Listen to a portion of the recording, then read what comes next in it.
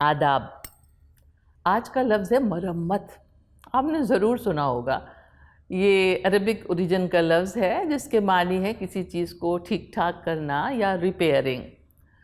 मरम्मत किसी machine, car, motorcycle की तो होती ही है, ये तो आप जानते ही होंगे, मगर पुराने मकानों की भी मरम्मत होती है और गरीब लोग फटे पुराने कपड़ों की भी मरम्मत करते हैं।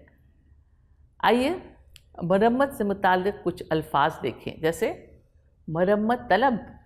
मरम्मत तलब यानी जिस चीज़ को मरम्मत की ज़रूरत हो, यानी वो बेकार हो गई हो। और नाकाबिल मरम्मत यानी जिसकी मरम्मत हो ही नहीं सकती, जो बिल्कुल ख़राब हो चुकी हो। और जब किसी चीज़ की मरम्मत हो जाती है और वो ठीक हो जाती है तो उसको क्या कहते हैं? मरम्मत शुदा। ये फ़ारसी एक्सप्रेशन है। शुदा के मानी फ़ारसी में होते हैं किया हुआ, डन, कंप्लीटेड।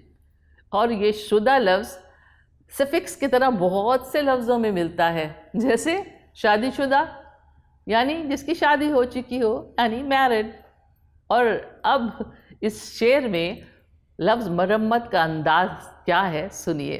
तेरी यादों ने अगर हाथ बटाया मेरा, अपने टूटे हुए ख्वाबों की मरम्मत करूँगा। और हाँ, मरम्मत करना पिटाई करने के लिए भी इस्तेमाल होता है।